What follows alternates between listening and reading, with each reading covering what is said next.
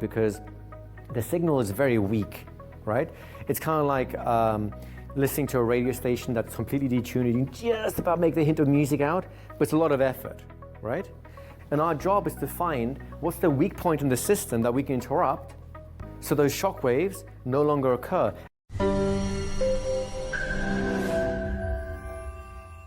How do we know what anything is?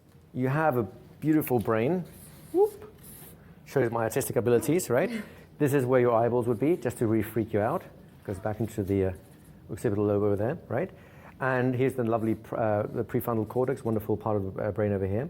And then everything in here, you have your neurons. Let's say you have a neuron over here that kind of fires off, right?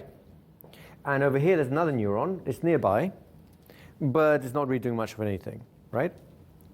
Now, when two of these neurons fire off at the same time, it creates kind of an attraction, like a magnet. Like when you have two electromagnets and they're switched off, they do nothing, they're inert. You turn them on, and you make sure the polarization's in the right direction, they'll draw together. Have you ever seen something like that happening? If not, go on YouTube, it's a simple experiment, it's just kind of fun, right? Or they will go aside if it's, or they will go aside. Oh, they'll go in the opposite direction. This is why I'm saying they have to be polarized the right way in order for this analogy to work. Otherwise, you're ruining my analogy. Sorry, didn't mean to. I'm teasing, it's all good. I have Now, a metaphor for that. Oh, good. I will happily come to that then, right? So the point is this. So there's different layers that happens when it comes to learning. And as far as I'm concerned, it's all a question of learning, whether it's therapy, education, if we had some, because I don't think this educational system really is one. But then I can keep going on that one for a while. Whether it's sports or business or sales or influence, it's all just an example of learning, as far as I'm concerned, right? So what happens, the first level is, the rule is when neurons fire together, they wire together. So at first they just fire together. It's purely electrical activity. But then let's say this is a brain cell with a nice long axon here. And they have these little branches that come out of the brain cells. And here's another brain cell that looks just as freaky, right?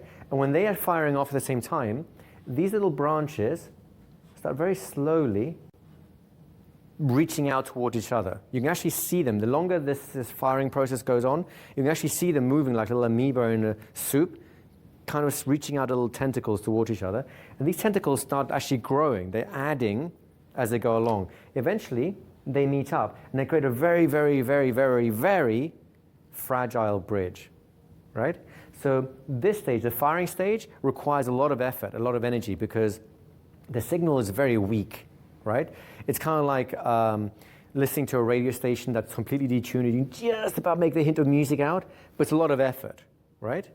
Because these signals have to compete with all the other brain signals in order to harmonize.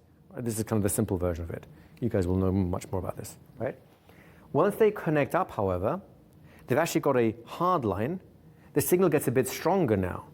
Less energy is required for these two neurons to fire simultaneously, which is the first step of actually learning, right? But they're still inefficient because anyone who knows about electricity, of course, this is no different to a copper wire, although it's made of different materials, and this induces an electric field, right? A magnetic field, because there's electricity going through. This magnetic field, if it's not shielded, is basically sucking energy out of the system, right? Which means it's still inefficient, although it's more efficient than this version, right? So for example, your cell phone requires more energy to talk to the tower than if you actually plugged it in. Like it is in a classic one. If you plug in your cell phone to your laptop to download something, it's faster and requires less energy than if you use the Bluetooth sync, right? Because sending information without a hard line has to compete with so much more stuff and more scatter of the energy that you have to up the energy levels for it to complete, right? Once you've got the hard line, it's better, but they're still inefficient because the signal's still being lost. Think of this as like a leaky pipe, right?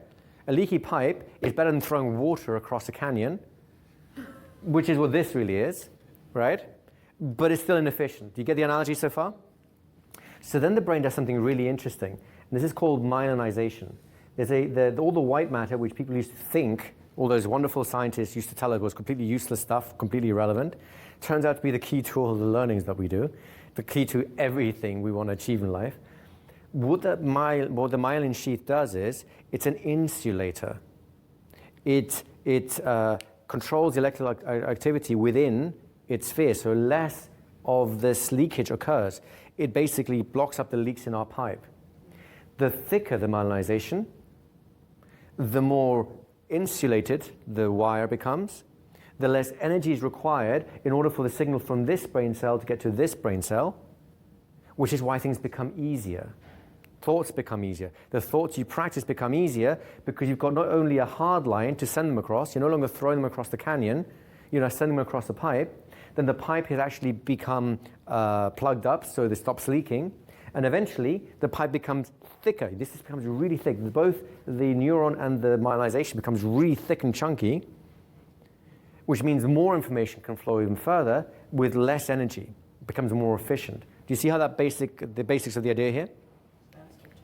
And it becomes faster too, absolutely, right? So let me just pass you the mic here. The analogy that I tell my clients is that it's a bit like there's water, the water falls on the ground and it makes a path. And each time they have that thought, the path goes deeper and deeper and deeper. And my job is to create new paths. And that's exactly it. And that's all that, pass it over to Alan, and that's all that mind-bending language is designed. There's no difference. Mind-bending language is not magic that suddenly supersedes to how the brain works. This is still the core mechanism of the background, right?